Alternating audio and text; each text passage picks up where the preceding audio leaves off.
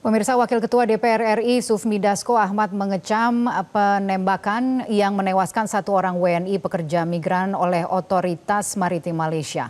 Dalam keterangan tertulisnya, Sufmi Dasko mengatakan DPR akan memanggil Kementerian Luar Negeri dan Kementerian P2MI serta mendorong Kemlu dan P2MI untuk menempuh langkah-langkah diplomatik.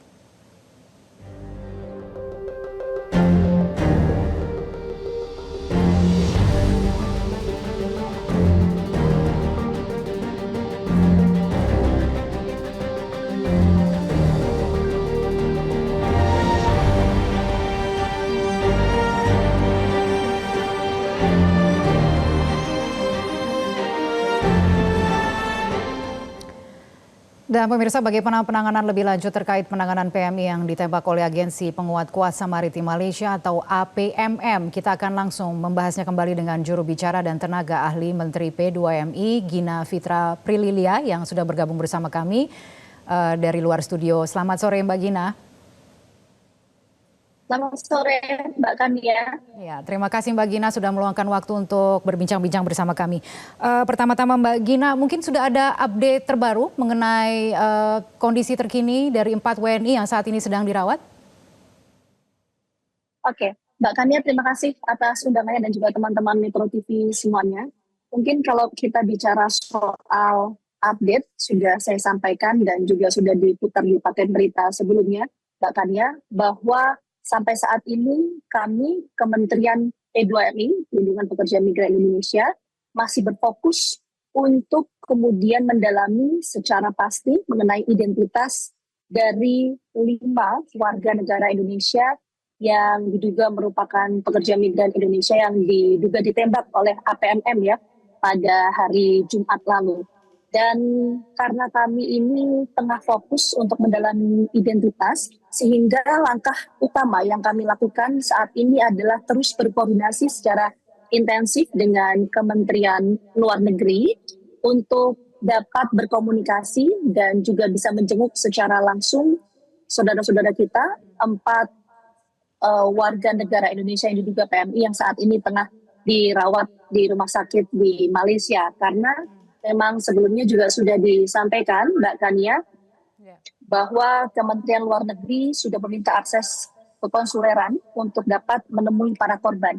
Tadi kami juga sudah berdiskusi, sudah komunikasi dengan Kementerian Luar Negeri. Kita harapkan beberapa hari ke depan, Mbak Kania, ini kita bisa mendapatkan hasil pasti kapan kita bisa menemui warga negara Indonesia di Malaysia.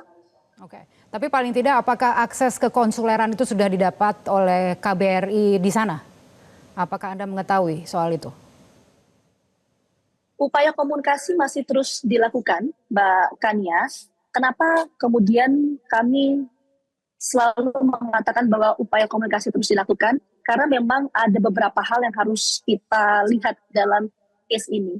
Yang pertama adalah ada beberapa prosedur memang yang harus kita lalui, mengingat kejadian perkara ini lokusnya ada di luar wilayah Indonesia. Dan kemudian yang kedua, bahwa informasi yang kami dapatkan juga ini berdasarkan hasil koordinasi dengan otoritas tempat, bahwa 4 warga negara Indonesia yang ditembak ini diduga merupakan PMI unprocedural. Sehingga dengan adanya kondisi ini, data-data dari PMI atau pekerja migran Indonesia yang berangkat ke Malaysia ini tidak terdata di kami.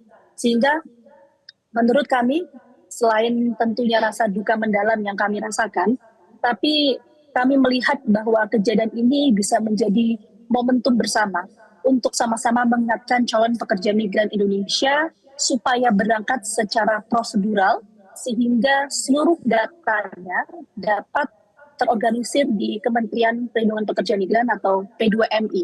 Sehingga kami ketika memiliki data pasti mengenai warga negara Indonesia yang menjadi pekerja migran Indonesia di luar negeri, kami bisa men-tracing dan juga mengetahui secara pasti di mana keberadaan dari PMI tersebut, kondisinya seperti apa, itu semua terpantau oleh Kementerian P2MI. Karena itu merupakan tupoksi kami sesuai dengan Undang-Undang Nomor 18 Tahun 2017, Mbak Kania. Ya. Mbak Gina, tapi bukankah salah satu PMI sudah diketahui identitasnya dengan inisial MH, betul seperti itu? Ya, informasi yang kami dapatkan memang salah satu dari 4 warga negara Indonesia ini diduga berinisial MH. Tapi untuk lebih detailnya tentu kita menunggu nanti hasil dari komunikasi yang rencananya akan kita bangun bersama dengan Kementerian Luar Negeri terhadap warga negara Indonesia di wilayah Malaysia. Karena sekali lagi, Mbak Kania, ini yang perlu dipahami juga oleh teman-teman. Berdasarkan Undang-Undang Nomor 18 Tahun 2017, itu tupoksi dari Kementerian P2MI hanya dalam fokus pelindungan. Jadi kita masih menunggu bersama ini mengenai bagaimana kondisi dari warga negara Indonesia tersebut, termasuk nanti pelindungan-pelindungan apa saja yang bisa kita berikan. Ya, baik. Tapi sejauh yang kita ketahui kemarin Wamen P2MI sudah mengeluarkan pernyataan yang cukup keras, termasuk juga kecaman sebenarnya yang dikatakan berkaitan dengan penggunaan excessive use of force begitu.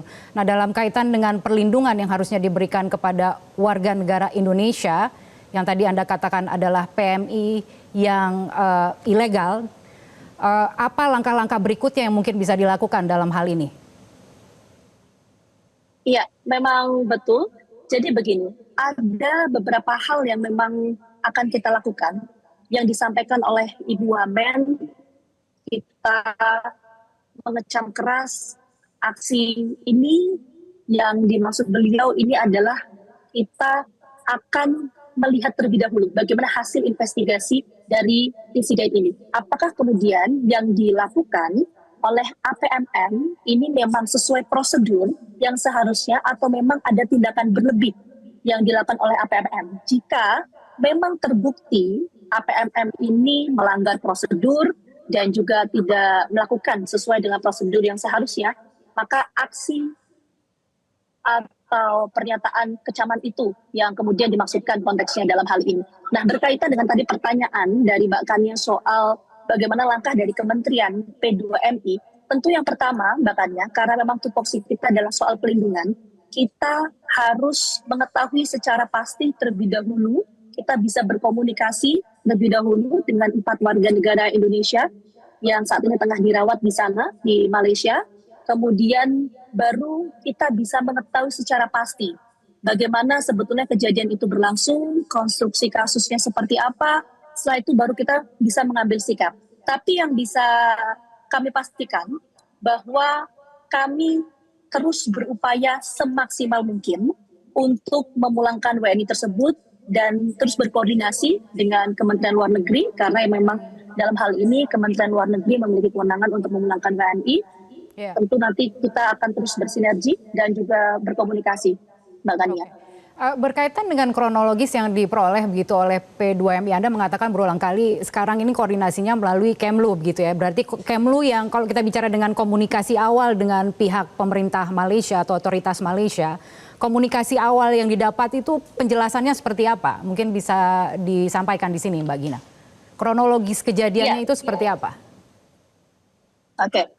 Kalau kronologis pasti tentu kita masih menunggu investigasi ya Mbak Tania ya. Tapi menurut informasi awal yang kami dapatkan berdasarkan hasil koordinasi Kementerian P2MI dengan Kemenlu di Kuala Lumpur dan atas kepolisian di Kuala Lumpur, ini menyebutkan konstruksi kasusnya ini berawal ketika kemudian APMM ini tengah berpatroli di wilayah perairan Selangor Malaysia, kemudian bertemu dengan kapal yang membawa 5 orang warga negara Indonesia yang diduga merupakan pekerja migran Indonesia. Nah, kemudian memang diduga, ini masih sifatnya dugaan, tentu kita masih harus menunggu hasil investigasi lebih lanjut, tapi memang diduga ada perlawanan yang dilakukan oleh pekerja migran Indonesia atau WNI kita. Tapi sekali lagi Mbak Kania, kita harus menunggu investigasi. Apakah artinya kita harus melihat kondisi ketika itu eskalasinya seperti apa? Apakah memang tembakan yang dikeluarkan oleh APMM ini sesuai prosedur atau tidak? Dan juga apakah memang ada tindakan berlebih yang dilakukan? Ini tentu masih kita harus tunggu. Karena ini merupakan kewenangan juga dari otoritas Malaysia Sehingga kami terus mendorong pemerintah Malaysia untuk mengusut tuntas kasus ini sehingga transparan dan kita bisa mengetahui kronologisnya secara pasti. Oke.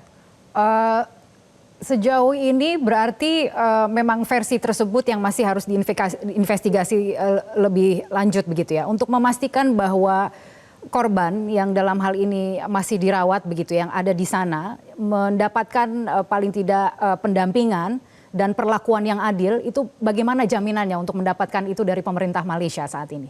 Apa yang bisa kita upayakan? Yang bisa kita upayakan saat ini, seperti tadi saya sampaikan, Mbak Kania, fokus kita saat ini adalah kita terus berupaya untuk kemudian meminta akses ke konsuleran untuk menemui para korban. Dan informasi yang terakhir kali saya dapatkan, kita harapkan bahwa beberapa hari ke depan ini informasi mengenai kapan kita bisa mendapatkan akses ke konsuleran itu bisa kita dapatkan, sehingga bagi keluarga 4 WNI yang saat ini tengah dirawat juga bisa mendapatkan kepastian mengenai kondisi keluarga mereka di wilayah Malaysia. Jadi fokus utama kita saat ini membuka akses ke konsuleran itu dulu, Mbak Kania, baru kemudian kita akan melakukan pendampingan penuh. Karena juga berdasarkan amanat konstitusi, negara wajib hadir memenuhi hak warga negara Indonesia, hak untuk hidup, hak untuk bekerja. Jadi kita bergerak atas dasar amanat konstitusi. Oke, Mbak Gina, kemudian ada juga sempat disampaikan bahwa jalur yang di mana perahu atau kemudian perahu tersebut ditemukan pada saat dari APMM sedang berpatroli, di mana kemudian ada 5 WNI itu ditembak, berada di perairan Tanjung Ru. Yang Anda ketahui apakah itu memang jalur ilegal atau seperti apa yang Anda ketahui sepanjang informasi yang memang ada di P2MI berkaitan dengan perairan tersebut? Apakah itu memang jalur ilegal yang biasa digunakan begitu oleh pekerja imigran kita yang berstatus ilegal, atau seperti apa yang Anda ketahui? Oke, kalau kita bicara soal PMI prosedural ini tentu menjadi tantangan kita bersama ya, Mbak Kania ya. Tapi memang kalau kita bicara soal PMI atau pekerja migran unprocedural, ini bicara soal jalur, memang jalur ke Malaysia non prosedural itu adalah jalur-jalur tua ya di sepanjang wilayah kita. Kita biasanya misal kita lihat di wilayah Kalimantan itu kan bisa lewat ke Nunukan, kemudian di Sumatera biasanya lewat Dumai, lewat Aceh. Nah, ini memang hal-hal yang terus kami upayakan supaya PMI unprocedural ini bisa terus ditekan angkanya, karena itu juga merupakan amanat yang disampaikan oleh Presiden Republik Indonesia Prabowo Subianto ketika menaikkan status kementerian kami P2MI dari sebelumnya badan dan saat ini menjadi kementerian. Jadi fokus utama kita adalah hal tersebut. Tapi begini Mbak Kanya, yang bisa kita pahami juga adalah momen atau insiden penembakan terhadap 5 orang WNI kita ini sekali lagi menjadi momen untuk kita semua bisa belajar, bisa memahami betapa pentingnya kita berangkat menjadi seorang pekerja migran Indonesia secara prosedural. Karena segala aktivitas ataupun kegiatan yang dilakukan oleh teman-teman PMI bisa terpantau secara sistem yang baik oleh Kementerian P2MI. Jadi itu yang kemudian kita tekankan sekali lagi Mbak Kania dari adanya insiden ini.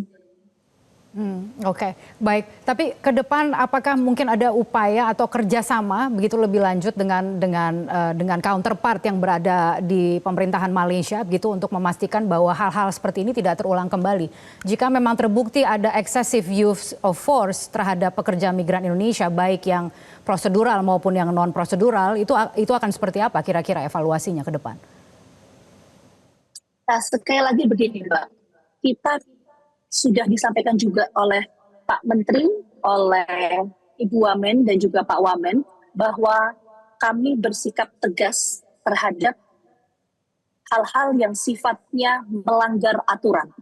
Itu kemudian kami tekankan selaku saya juru bicara perwakilan dari Kementerian P2MI, tapi sekali lagi kita harus menunggu hasil investigasi lebih lanjut karena kita harus mengetahui hulunya terlebih dahulu, Mbak Kania, mengenai permasalahan ini, penyebabnya apa yang menyebabkan insiden ini terjadi sehingga kita bisa bersikap dengan matang. Menurut saya begitu, Mbak Kania.